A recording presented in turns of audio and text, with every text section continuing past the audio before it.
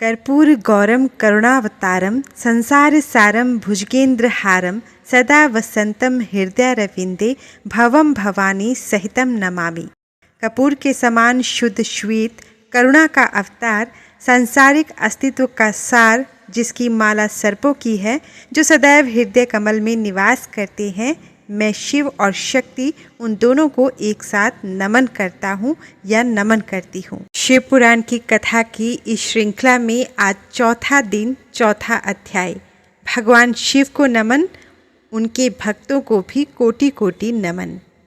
ऋषियों ने सूत जी से पूछा, समस्त पदार्थों के ज्ञाताओं में श्रेष्ठ हे सूत जी, हमसे देश, काल और दान का वर्णन करें।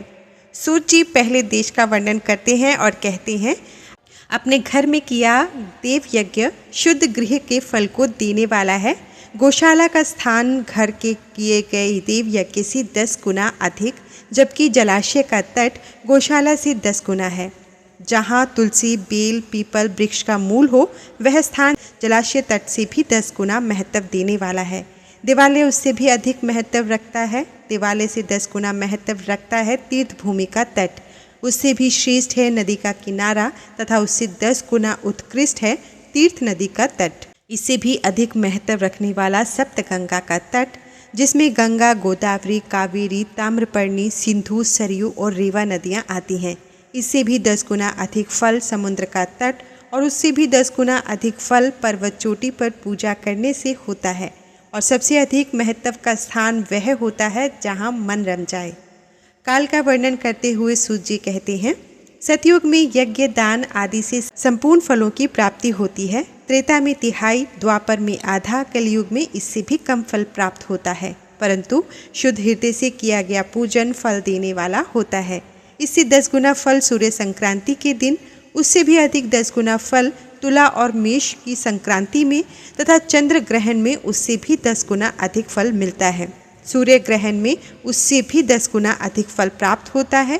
महापुरुषों के साथ में वह काल करोड़ों सूर्य ग्रहण के समान पावन है, ऐसा ज्ञानी पुरुष मानते हैं। तप पात्र वर्णन करते हुए सूत जी कहते हैं, तपोनिष्ठ योगी और ज्ञाननिष्ठ योगी पूजा के पात्र होते हैं, क्योंकि वे पापों के नाश के कारण होते हैं। जिस ब्राह्मण ने 24 लाख गायत्री का जाप कर लिया हो, वह भी पूजा का पात्र है। वह संपूर्ण काल और भोग का दाता है। गायत्री के जाप से शुद्ध हुआ ब्राह्मण परम पवित्र है। इसलिए दान, जाप, होम और पूजा सभी कर्मों के लिए वही शुद्ध पात्र है। स्त्री या पुरुष जो भी भूखा हो, वही अन्न दान का पात्र है। जिसे जिस वस्तु की इच्छा हो, उसे वह वस्तु बिना मांगे ही दे दी जाए तो दाता को उस दान का पूरा पूरा फल प्राप्त होता है। याचना करने के बाद दिया गया दान आधा ही फल देता है। सेवक को दिया दान चौथाई फल देने वाला होता है। दीन ब्राह्मण को दिए गए धन का दान दाता को इस भूतल पर 10 वर्षों तक भोग प्रदान करने वाला है। वेदवेता को दान देने पर वह स्वर्गलोक में देवताओं के वर्ष से 10 वर्षों तक दिव्य भोग देने वाला है। गुरु दक्षिणा में प्राप्त धन शुद्ध द्रव्य कहलाता है। इसका दान संपूर्ण फल देने वाला है। क्षत्रियों का शौर्य से कमाया हुआ, वैश्यों का व्यापार से आया हुआ और शूद्रों का सेवावृत्ति से प्राप्त किया धन उत्तम द्रव्य है। अब दान का वर्णन करते हुए सूत जी कहते हैं, गो, भूमि, तिल, सुवर्ण, घी, वस्त्र, धान्य, गुड़, चांदी, नमक, कोहड़ा और कन्या नामक 12 वस्तुओं का दान करना चाहिए। गोदान से सभी पापों का निवारण होता है और पुण्य कर्मों की पुष्टि होती है। भूमि का दान परलोक में आश्रय देने वाला होता है। तिल का दान बल देने वाला तथा मृत्यु का निवारक होता है। सुवर्ण का दान वीर्यदायक और घी का दान पुष्टिकारक होता है। वस्त्र का दान आयु की वृद्धि करता है। धान्य का दान करने से अन्न और धन की समृद्धि होती है। गुड़ का दान मधुर भोजन की प्राप्ति कराता है। चांदी के दान से वीर्य की वृद्धि होती है। लवण के दान से षड्रस भोजन की प्राप्ति होती है। कोहड़ा या कुष्मांड के दान को पुष्टिदायक माना जाता है। कन्या का दान आजीवन भोग देने वाला होता है। जिन वस्तुओं से श्रवण आदि इंद्रियों की तृप्ति होती है, उसका सदा दान करें। वेद और शास्त्र को गुरुमुख से ग्रहण करके कर्मों का फल अवश्य मिलता है। इसे ही उच्च कोटि की आस्तिकता कहते हैं। भाई, बंधु अथवा राजा के भय से जो आस्तिकता होती है, वह निम्न श्रेणी की होती है। जिस मनुष्य के पास धन का अभाव है वह वाणी और कर्म द्वारा ही पूजन करे। तीर्थ यात्रा और व्रत को शारीरिक पूजन माना जाता है। तपस्या और दान मनुष्य को सदा करनी चाहिए। देवताओं की तृप्ति के लिए जो दान किया जाता है वह सब प्रकार के भोग प्रदान करने वाला है। इससे इस लोक और परलोक में उत्तम जन्म और सदा सुलभ होने वाला भोग प्राप्त होता है। ईश्वर को सब कुछ समर्पित करने एवं बुद्धि से यज्ञ व दान करने से मोक्ष की प्राप्ति होती है। अब ऋषि सूत जी से वापस कहते हैं, साधु शिरोमणि सूत जी, हमें देव प्रतिमा के पूजन की विधि बताइए जिससे अभीष्ट फल की प्राप्ति होती है। सूत जी कहते हैं, हे महर्षियों, मिट्टी से बनाई हुई प्रतिमा का पूजन करने से पुरुष स्त्री सभी के मनोरथ सफल हो जाते हैं। इसके लिए नदी, तालाब, कुआं या जल के भीतर की मिट्टी लाकर सुगंधित द्रव्य से उसको शुद्ध करें। उसके बाद दूध डालकर अपने हाथ से सुंदर मूर्ति बनाएं। पद्मासन द्वारा प्रतिमा का आदर सहित पूजन करें।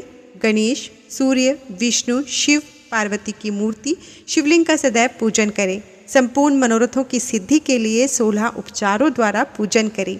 किसी मनुष्य द्वारा स्थापित शिवलिंग पर 1 सेर नैवेद्य से पूजन करें। देवताओं द्वारा स्थापित शिवलिंग को 3 सेर नैवेद्य अर्पित करें तथा स्वयं प्रकट हुए शिवलिंग का पूजन 5 सेर नैवेद्य से करें। इससे अभीष्ट फल की प्राप्ति होती है। इस प्रकार सहस्त्र बार पूजन करने से सत्यलोक की प्राप्ति होती है। 12 अंगुल चौड़ा और 25 अंगुल लंबा यह लिंग का प्रमाण है और 15 अंगुल ऊंचा लोहे या लकड़ी के बनाए हुए पत्र का नाम शिव है।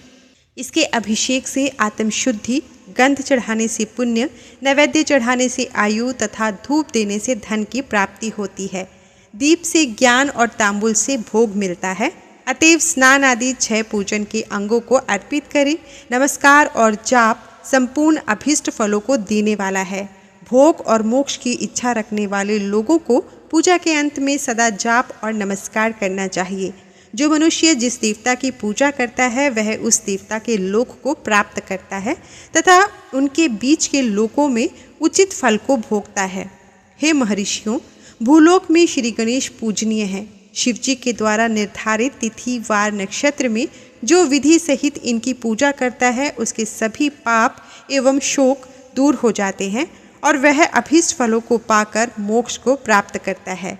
यदि मध्याह्न के बाद तिथि का आरंभ होता है तो रात्रि तिथि का पूर्व भाग पितरों के श्राद्ध आदि कर्म के लिए उत्तम होता है तथा बाद का भाग दिन के समय देवकर्म के लिए अच्छा होता है। वेदों में पूजा शब्द को ठीक से परिभाषित नहीं किया गया है। पू का अर्थ है भोग और फल की सिद्धि जिस कर्म से संपन्न होती है उसका नाम पूजा है। मनोवांछित वस्तु तथा ज्ञान अभिष्ट वस्तुएं हैं। लोक और वेद में पूजा शब्द का अर्थ विख्यात है। नित्य कर्म भविष्य में फल देने वाले होते हैं। लगातार पूजन करने से शुभकामनाओं की पूर्ति होती है तथा पापों का क्षय होता है। इसी प्रकार श्री विष्णु भगवान तथा अन्य देवताओं की पूजा उन देवताओं के वार, तिथि, नक्षत्र को ध्यान में रखते हुए तथा 16 उपचारों से पूजन एवं भजन करने से अभीष्ट फल की प्राप्ति होती है। शिव जी सभी मनोरथों को पूर्ण करने वाले हैं। महाआर्द्रा नक्षत्र अर्थात माघ कृष्णा चतुर्दशी को शिव जी का पूजन करने से आयु की वृद्धि होती है। ऐसे ही और भी नक्षत्रों, महीनों और वारों में शिव जी की पूजा भोजन, भोग और मोक्ष देने वाला है। कार्तिक मास में देवताओं का भजन विशेष फलदायक होता है। विद्वानों के लिए यह उचित है कि इस महीने में सब देवताओं का भजन करें। संयम व नियम से जाप, तप, हवन और दान करें, क्योंकि कार्तिक मास में देवताओं का भजन सभी दुखों को दूर करने वाला है। कार्तिक मास में रविवार के दिन जो सूर्य की पूजा करता है और तेल व कपास का दान करता है उसका कुष्ठ रोग भी दूर हो जाता है। जो अपने मन तन को जीवन पर्यंत शिव को अर्पित कर देता है उसे शिव जी मोक्ष प्रदान करते हैं। शिव स्वरूप में समाविष्ट होने के कारण वे जगत के जन्म निरूपण हैं और इसी नाते से जन्म की निवृत्ति के लिए शिव जी की पूजा का अलग विधान है। सारा जगत बिंदु नाद स्वरूप है। बिंदु शक्ति है, नाद शिव है, इसलिए सारा जगत शिव शक्ति स्वरूप ही है। नाद बिंदु का और बिंदु इस जगत का आधार है। आधार में ही आधेय का समावेश अथवा लय होता है। यही सकलीकरण है। इस सकलीकरण की स्थिति में ही सृष्टि में जगत का आरंभ हुआ है। शिवलिंग बिंदु नाद स्वरूप है, अतः इसे जगत का कारण बताया जाता है। बिंदु देव है और नाद शिव, इनका संयुक्त रूप ही शिवलिंग कहलाता है। अतः जन्म के संकट से छुटकारा पाने के लिए शिवलिंग की पूजा करनी चाहिए। बिंदु रूपा देवी उमा माता है और नाद स्वरूप भगवान शिव पिता। इन माता पिता के पूजित होने से परमानंद की प्राप्ति होती है। देवी उमा जगत की माता है और शिव जगत के पिता। जो इनकी सेवा करता है उस पुत्र पर इनकी कृपा नित्य बढ़ती रहती है। वह पूजक पर कृपा कर उसे अपना आंतरिक ऐश्वर्य प्रदान करते हैं। अतः शिवलिंग को माता पिता का स्वरूप मानकर पूजा करने से आंतरिक आनंद की प्राप्ति होती है। भर्ग पुरुष रूप, भर्गा प्रकृति कहलाती है। पुरुष आदि गर्भ है क्योंकि वही प्रकृति का जनक है। प्रकृति में पुरुष का संयोग होने से होने वाला जन्म उसका प्रथम जन्म कहलाता है। जीव पुरुष से बारंबार जन्म और मृत्यु को प्राप्त होता है। माया द्वारा प्रकट किया जाना ही उसका जन्म कहलाता है। जीव का शरीर जन्म काल से ही 6 विकारों से युक्त होता है, इसलिए इसे जीव की संज्ञा दी जाती है। जन्म लेकर जो प्राणी विभिन्न पाशों अर्थात बंधनों में पड़ता है वह जीव है। जीव पशुता के पाश से जितना छूटने का प्रयास करता है उसमें उतना ही उलझता जाता है। कोई भी साधन जीव को जन्म मृत्यु के चक्र से मुक्त नहीं कर पाते। शिव के अनुग्रह से ही महामाया का प्रसाद जीव को प्राप्त होता है और मुक्ति मार्ग पर अग्रसर होता है। जन्म मृत्यु के बंधन से मुक्त होने के लिए श्रद्धापूर्वक शिवलिंग का पूजन करना चाहिए। गाय के दूध, दही और घी को शहद और शक्कर के साथ मिलाकर पंचामृत तैयार करें और इन्हें अलग अलग भी रखें। पंचामृत से शिवलिंग का अभिषेक व स्नान करें। दूध अन्न मिलाकर नैवेद्य तैयार कर प्रणव मंत्र का जाप करते हुए उसे भगवान शिव को अर्पित कर दें। प्रणव को ध्वनि लिंग, स्वयं भूलिंग और नाद स्वरूप होने के कारण नाद लिंग तथा बिंदु स्वरूप होने के कारण बिंदु लिंग के रूप में प्रसिद्धि प्राप्त है। अचल रूप से प्रतिष्ठित शिवलिंग को मकार स्वरूप माना जाता है, इसलिए वह मकार लिंग कहलाता है। सवारी निकालने में उकार लिंग का उपयोग होता है। पूजा की दीक्षा देने वाले गुरु आचार्य विग्रह आकार का प्रतीक होने से आकार लिंग के 6 भेद हैं। इनकी नित्य पूजा करने से साधक जीवन मुक्त हो जाता है। अब ऋषि कहते हैं, महामुनि आप हमें प्रणव मंत्र का महात्म्य तथा शिव की भक्ति पूजा का विधान सुनाइए। सूत जी प्रणव का महात्म्य बताते हुए कहते हैं, महर्षियों आप लोग तपस्या के धनी हैं तथा आपने मनुष्यों की भलाई के लिए बहुत ही सुंदर प्रश्न किया है। मैं इसका उत्तर सरल भाषा में दे रहा हूँ। प्रकृति से उत्पन्न संसार रूपी महासागर का नाम है। प्रणव इससे पार करने के लिए नौका स्वरूप है, इसलिए ओंकार को प्रणव की संज्ञा दी जाती है। प्रपंच न नहीं है वह तुम्हारे लिए, इसलिए ओम को प्रणव का नाम से जाना जाता है। अर्थात प्रणव वह शक्ति है जिसमें जीव के लिए किसी प्रकार का भी प्रपंच अथवा धोखा नहीं है। यह प्रणव मंत्र सभी भक्तों को मोक्ष देता है।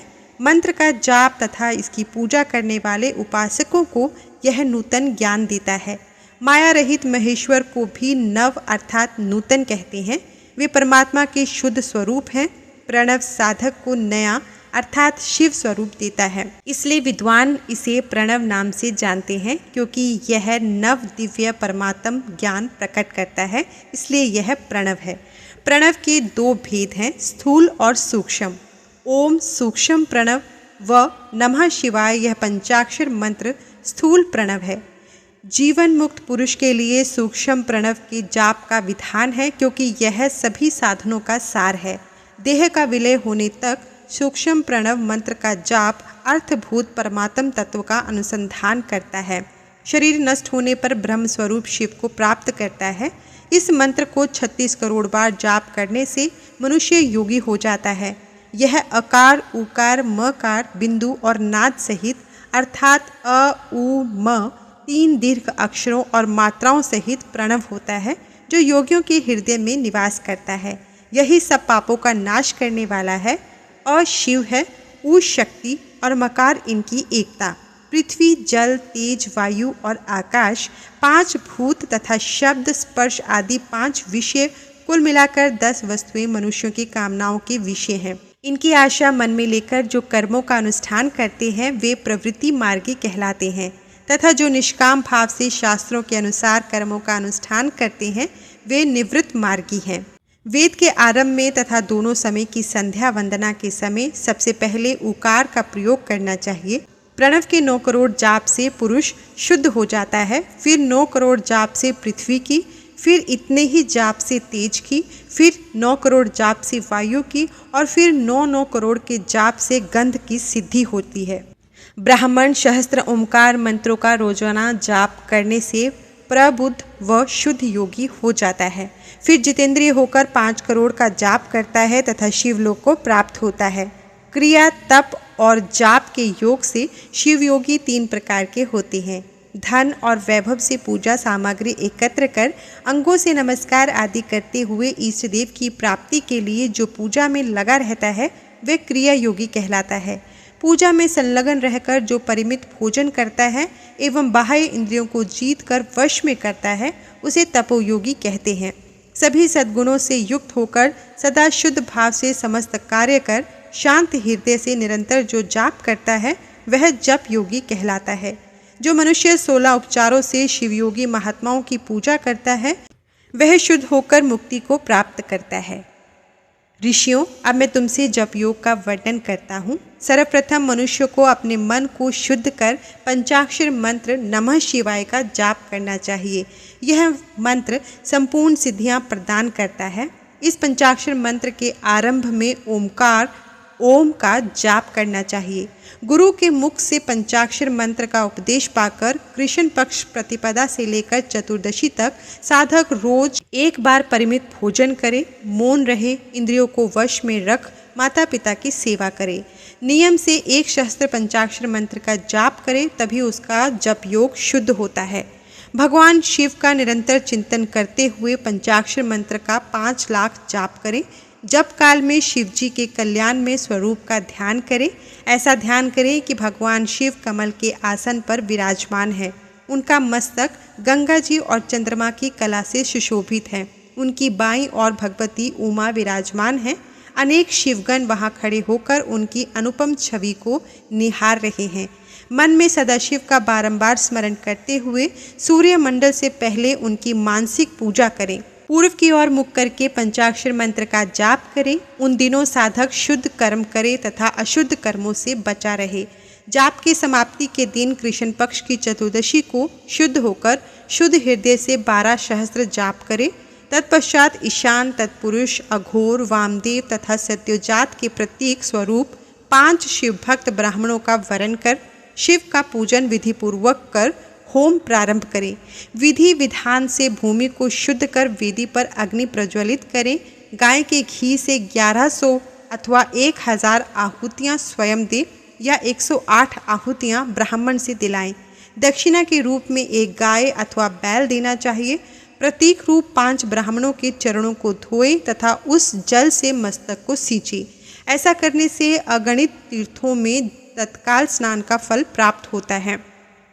उसके उपरांत ब्राह्मणों को भरपूर भोजन कराकर देवेश्वर शिव से प्रार्थना करें। फिर 5 लाख जाप करने से समस्त पापों का नाश हो जाता है। पुनः 5 लाख जाप करने पर भूतल से सत्यलोक तक 14 भुवनों पर अधिकार प्राप्त हो जाता है। अब सूत जी कर्म माया और ज्ञान माया का तात्पर्य समझाते हुए कहते हैं, माँ का अर्थ है लक्ष्मी, उससे कर्म भोग प्राप्त होता है, इसलिए यह माया अर्थात कर्म माया कहलाती है। इसी से ज्ञान भोग की प्राप्ति होती है, इसलिए उसे माया या ज्ञान माया भी कहा गया है। उपर्युक्त सीमा से नीचे नश्वर भोग है और ऊपर नित्य भोग। नश्वर भोग में जीव सकाम कर्मों का अनुसरण करता हुआ विभिन्न योनियों व लोकों के चक्कर काटता है। बिंदु पूजा में तत्पर रहने वाले उपासक नीचे के लोकों में घूमते हैं। निष्काम भाव से शिवलिंग की पूजा करने वाले ऊपर के लोक में जाते हैं। नीचे कर्मलोक है और यहाँ सांसारिक जीव रहते हैं। ऊपर ज्ञान लोक है जिसमें मुक्त पुरुष रहते हैं और आध्यात्मिक उपासना करते हैं। शिवलोक के वैभव का वर्णन करते हुए कहते हैं, जो मनुष्य सत्य अहिंसा से भगवान शिव की पूजा में तत्पर रहते हैं काल चक्र को पार कर जाते हैं। काल चक्रेश्वर की सीमा तक महेश्वर लोक है। उससे ऊपर वृषभ के आकार में धर्म की स्थिति है। उसके सत्य, शोच, अहिंसा और दया 4 पाद हैं। वह साक्षात शिवलोक के द्वार पर खड़ा है। क्षमा उसके सिंह हैं, शम कान है, वह वेद ध्वनि रूपी शब्द से विभूषित है। भक्ति उसके नेत्र व विश्वास और बुद्धि मन है। क्रिया आदि धर्मरूपी वृषभ है जिस पर शिव आरूढ़ होते हैं। ब्रह्मा, विष्णु और महेश की आयु को दिन कहते हैं। कारण स्वरूपा ब्रह्मा के सत्यलोक पर्यंत 14 लोक स्थित हैं जो 5 भौतिक गंध से परे हैं। उनसे ऊपर कारण रूप विष्णु के 14 लोक हैं तथा इससे ऊपर कारण रूपी रुद्र के 28 लोकों की स्थिति है। फिर कारणेश शिव के 56 लोक विद्यमान हैं। सबसे ऊपर 5 आवरणों से युक्त ज्ञान में कैलाश है, जहाँ 5 मंडलों, 5 ब्रह्मकालों और आदि शक्ति से संयुक्त आदिलिंग है जिसे शिवालय कहा जाता है। वहीं पराशक्ति से युक्त परमेश्वर शिव निवास करते हैं। वे सृष्टि, पालन, संहार, तिरोभाव और अनुग्रह आदि कार्यों में कुशल है। नित्य कर्मों द्वारा देवताओं का पूजन करने से शिव तत्व का साक्षात्कार होता है। जिन पर शिव की कृपा दृष्टि पड़ चुकी है वे सब मुक्त हो जाते हैं। अपने आत्मा में आनंद का अनुभव करना ही मुक्ति का साधन है। जो पुरुष क्रिया, तप, जाप, ज्ञान और ध्यान रूपी धर्मों से शिव का साक्षात्कार करके मोक्ष को प्राप्त कर लेता है, उसके अज्ञान को भगवान शिव दूर कर देते हैं। शिव भक्ति का सत्कार का वर्णन करते हुए आगे सूत जी कहते हैं, साधक 5 लाख जाप करने के पश्चात भगवान शिव की प्रसन्नता के लिए महाअभिषेक एवं नैवेद्य से शिव भक्तों का पूजन करे। भक्त की पूजा से भगवान शिव बहुत प्रसन्न होते हैं। शिव भक्त का शरीर शिव रूप ही है। जो शिव के भक्त हैं और वेद की सारी क्रियाओं को जानते हैं, वे जितना अधिक शिव मंत्र का जाप करते हैं उतना ही शिव का सामीप्य बढ़ता है। शिव भक्त स्त्री का रूप पार्वती देवी का है और मंत्रों का जाप करने से देवी का सानिध्य प्राप्त हो जाता है। साधक स्वयं शिव स्वरूप होकर पराशक्ति अर्थात पार्वती का पूजन शक्ति, बेर तथा लिंग का चित्र बनाकर अथवा मिट्टी से इनकी आकृति का निर्माण करके प्राण प्रतिष्ठा कर पूजन करें। शिवलिंग को शिव मानकर अपने को शक्ति रूप समझकर शक्ति लिंग को देवी मानकर पूजन करें। शिव भक्त शिव मंत्र रूप होने के कारण शिव के स्वरूप हैं। जो 16 उपचारों से उनकी पूजा करता है उसे अभीष्ट फलों की प्राप्ति होती है। उपासना के उपरांत शिव भक्त की सेवा से विद्वानों पर शिवजी प्रसन्न होते हैं। 5, 10 या 100 सपत्नीक शिव भक्तों को बुलाकर आदरपूर्वक भोजन कराएं। शिव भावना रखते हुए निष्कपट पूजा करने से भूतल पर फिर जन्म नहीं होता। हर हर महादेव। आज की कथा बस यहाँ तक। कल की कथा में हम जानेंगे जब ऋषियों ने सूत जी से कहा बंधन और मोक्ष क्या है, शिव के भस्म धारण का रहस्य क्या है, और भी बहुत कुछ कल की कथा में जानेंगे। आप सभी की हर इच्छा परमपिता परमात्मा भगवान शिव पूरी करे, इसी प्रार्थना के साथ हर हर महादेव। धन्यवाद।